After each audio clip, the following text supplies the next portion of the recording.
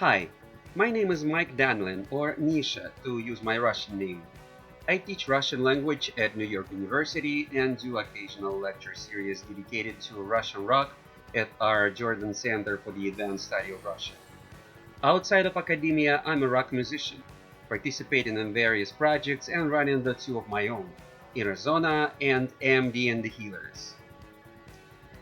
Today, I'd like to talk about the song Peremen, or I Want Change, by the legendary band KINO, its cultural impact, and the reasons why it's still so popular and relevant today as it keeps popping up during the recent protests in Belarus and other protests, both in Russia and in former Soviet republics. There are a few reasons to this song's longevity. First and foremost, it's one of the major hits by KINO, arguably the most important Soviet-Russian rock band. Having emerged in the underground of St. Petersburg, the capital of Russian-speaking rock and roll, in the early 1980s, it spearheaded the Soviet rock revolution until Tsoi's tragic death in a car accident in 1990. Even though the band effectively stopped existing with the death of its charismatic leader, their legacy continues to attract new fans, some of which were born long after Tsoi's death. KINO's major hits are still very popular, both among the youth and the older generation. And since Peremen is one of such hits, it shouldn't come as a surprise that the song is still so well known today. Secondly, I Want Change is not just one of KINO's major hits. It's the very song with which they, already a well-established underground collective, broke through to the mainstream. Very briefly, here's the story of how it happened. One of the main slogans put forward by the then head of the country, Mikhail Gorbachev, the initiator of perestroika, or the reformation process of the 1980s, was glasnost, which literally means voicification or being able to speak freely. From that point on, it was not only allowed but expected for the journalists, film directors, artists, politicians, and in general public figures to start discussing things that were pretty much taboo before. Corruption on all levels of official state power, an awful state of the Soviet economy, Soviet involvement in Afghanistan, and the other aspects of Soviet reality that were tabooed or simply overlooked before. Prostitution, drugs, alcoholism, and well, all things rock and roll. As a result, there started appearing articles, films, and the works of art and music of absolutely different, new kind. So, one of the examples of this new glasnost phenomenon was the film Assa by Sergei Solovyov that came out in 1987. A quick summary of the film's plot. An underground rocker falls in love with the wife of apparatchik, one of the higher-level Soviet oligarchs. When the apparatchik finds out about their relationship, he warns the rocker to step down. The musician refuses and gets killed as a result. When the wife finds out about her lover's death, she kills the husband and goes to jail. So this is the storyline, roughly. The main character, the young Soviet rocker, was played by Sergei Bugaev, also known as Africa, to use his artistic moniker, an artist from St. Petersburg who also played percussions with KINO. The film featured music from well-known Soviet underground bands and artists, such as Aquarium and Bravo, just to name a couple of them. Thanks to Africa, who talked Solovyov into attending a KINO's concert, which impressed him a lot, it was decided to feature the band performing the song Peremen in the film's closing scene and the end credits. When the film, the very first of a kind, came out, it was an instant success and marked the beginning of the real stardom for KINO, who literally broke through from the underground to the mainstream as a result.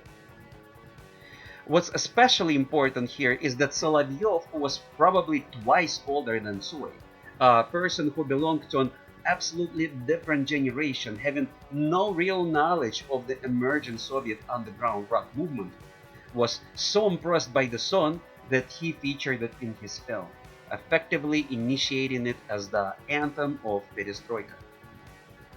There's something that needs to be mentioned here. Ironically, the song was never perceived as political by Tsoi himself.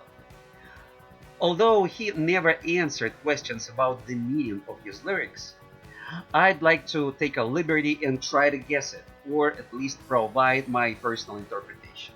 I Want Change is about willing to change things, to break out of the circle of everyday routine, of the comfort zone, if you will, and being afraid of such change at the same time.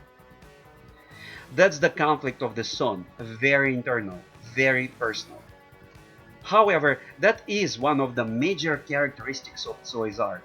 His messages are so personal, conveyed through so simple wording but with such inescapable energy that they become personal to everybody else.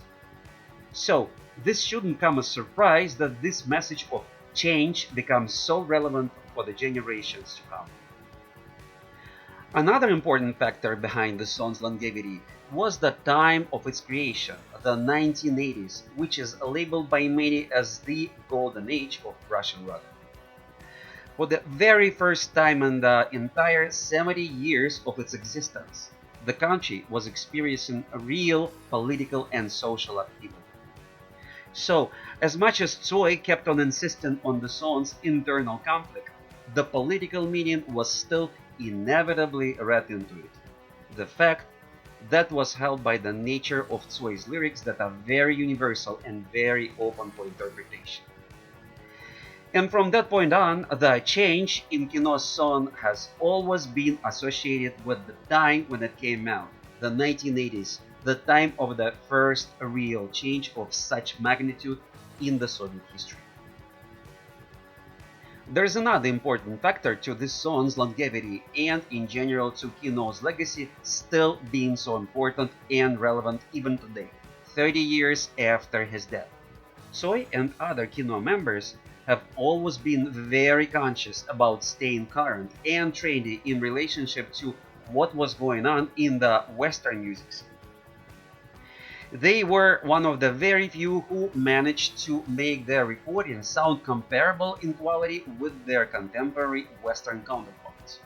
A huge deal if you realize how difficult, if possible at all, was to get access to music instruments and studio technology of any sufficient quality for underground rockers who didn't make any real money on their art. Moreover, let's not forget that the Iron Curtain was still intact, and getting any information from the West was a challenging task, including music and videos. Being very well established in the underground circles, KINO had such access, which helped them a lot polishing their art and making it accessible at the same time. As opposed to many others, they paid a lot of attention to their image, which outraged some of their brothers in arms, as being typical for pop stars, not rock musicians. As if to make it even more provocative, Tsoi openly called KINO a pop band in some of his interviews. There's no room in this short talk to address the whole depth of a rock versus pop conflict in the Soviet Union and later in Russia. Let's just say it was a pretty revolutionary statement. So, being the most stylish and trendy and yet accessible band in the emerging Soviet rock movement, both in terms of their music and their image, was among the factors that ensured KINO becoming the first Soviet Russian rock band of a stadium level. To conclude this short talk, let me address the idea brought up by Tsoi in the few available interviews. Like I mentioned before, he never answered questions about the meaning of this or that song, mockingly stating that talking about song's meaning is just as distasteful as explaining the meaning of a joke. However, he did mention that he always saw it important for an individual to be free of the ever-changing circumstances and to preserve their inner self as opposed to some external comfort. In my opinion, this is the main underlying message of all of his songs, including Peremen. This universal, if not to say existential, longing for freedom and change expressed with such sincerity and such energy by one of the most charismatic Soviet rockers during the time of Perestroika, the time that's still strongly associated with change in popular consciousness, ensured its relevance and longevity for the generations to come. Thus, it shouldn't come as a surprise that the young rebels played during the modern protests in Belarus, while facing the same repercussions as their fathers did over 30 years ago. For better or for worse, back then the change felt inevitable, however frightening it might have looked. So, this anthem of change was the soundtrack of the turmoil of the late 80s, early 90s, survived the 30 long years to come, and still lives in the hearts and souls of today's youth, just as current and fresh as it felt when it first appeared in the final scene of Assa back in 1987.